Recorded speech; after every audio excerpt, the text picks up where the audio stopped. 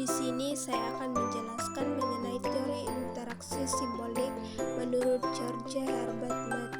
Teori simbolik yang dikemukakan oleh George Herbert Mead pada awal ke-20 merupakan salah satu pilar penting dalam sosiologi dan psikologi sosial. Teori ini menjelaskan penekanan pada bagaimana seseorang dalam berinteraksi dan membentuk makna melalui simbol-simbol, terutama bahasa.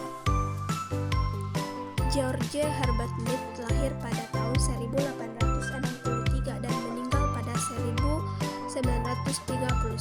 Ia adalah seorang filsuf, sosiolog, dan psikolog yang lahir di Massachusetts, Amerika Serikat. Mead adalah sosok kunci dalam perkembangan sekolah pemikiran pragmatisme Amerika, dan terutama ia dikenal atas pengaruhnya dalam mengembangkan teori interaksionisme simbolik yang pendidikannya di Harvard dan pengalaman mengajar di Universitas Chicago. Menurut George Herbert Mead, teori interaksionisme simbolik merupakan interaksi sosial yang terjadi karena penggunaan simbol-simbol yang memiliki makna. Simbol-simbol tersebut dapat menciptakan makna yang dapat memicu adanya interaksi sosial antara individu satu dengan individu lainnya. Sebagai contoh, teori interaksionisme simbolik dalam kehidupan sehari-hari adalah ketika kita sedang melakukan aktivitas berbelanja yang mana terdapat pelayan yang menawarkan berbagai produk. Oleh sebab itu, dalam hal ini kita akan menempatkan diri sebagai seorang konsumen. Interaksi tersebut memberikan makna atas suatu peran dan aktivitas setiap individu. Ada 3 konsep menurut Mead. Dalam bukunya Mind, Self, and Society, George Herbert Mead menggambarkan bagaimana pikiran individu dan diri individu berkembang melalui proses sosial. Mead menganalisa pengalaman dari sudut pandang komunikasi sebagai esensi dari tatanan sosial. Bagi Mead, proses sosial adalah yang utama dalam struktur dan proses pemahaman individu.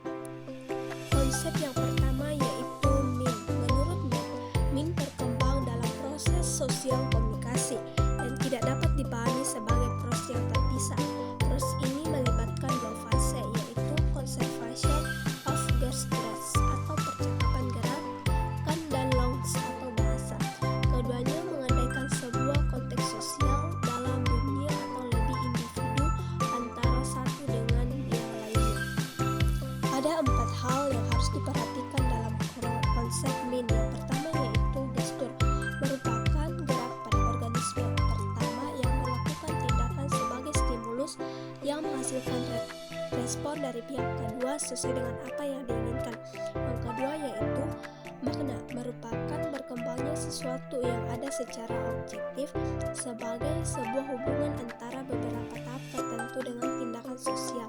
Yang ketiga yaitu simbol, merupakan bagian dari tindakan individu yang mengungkapkan apa yang dia lakukan terhadap orang lain yang menjadi petunjuk respon.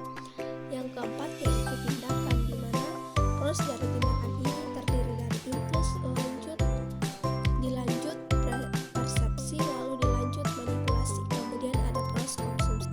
Konsep yang kedua yaitu self atau diri. Self diartikan melalui interaksi dengan orang lain. Self merujuk pada kepribadian reflektif dari individu. Self adalah sebuah entitas manusia ketika ia berpikir mengenai siapa dirinya. Untuk memahami konsep tentang diri adalah penting untuk memahami perkembangan diri yang hanya mungkin terjadi melalui pengambilan peran. Agar kita bisa melihat diri kita, maka kita harus dapat mengambil peran sebagai orang lain untuk dapat merefleksikan diri kita. Pengambilan peran ini merupakan bagian yang sangat penting dalam pengembangan diri. Gambaran mental inilah yang oleh Charles H. Cholet dinamakan dengan looking glass self dan dibentuk secara menurut Mead, self dikembangkan melalui beberapa tahap, yaitu yang pertama yaitu tahap persiapan. Pada tahap ini, individu mempersiapkan diri untuk berinteraksi dengan orang lain. Mereka memilih simbol-simbol yang akan digunakan dalam interaksi seperti kata-kata, gestur, dan ekspresi wajah. Individu juga dapat mempertimbangkan konteks dan tujuan interaksi. Yang kedua yaitu tahap bermain. Pada tahap ini, individu mulai berinteraksi dengan orang lain dalam bentuk permainan atau simulasi.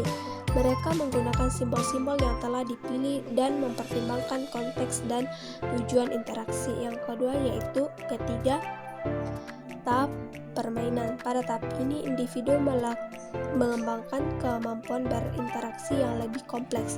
Mereka dapat memahami dan mengikuti aturan-aturan sosial yang lebih kompleks serta dapat berinteraksi dengan orang lain dalam situasi yang lebih kompleks.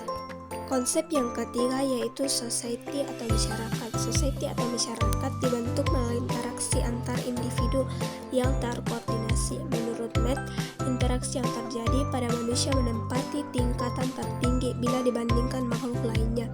Hal ini dikarenakan digunakannya berbagai macam simbol signifikan yaitu bahasa, meskipun terkadang manusia memberikan respon atau tanggapan secara otomatis dan tanpa berpikir panjang terhadap gestur manusia lainnya. Interaksi manusia ditransformasikan dengan kemampuannya untuk membentuk dan menginterpretasikan secara langsung dengan menggunakan sistem simbol konvensional. Audio Jungle.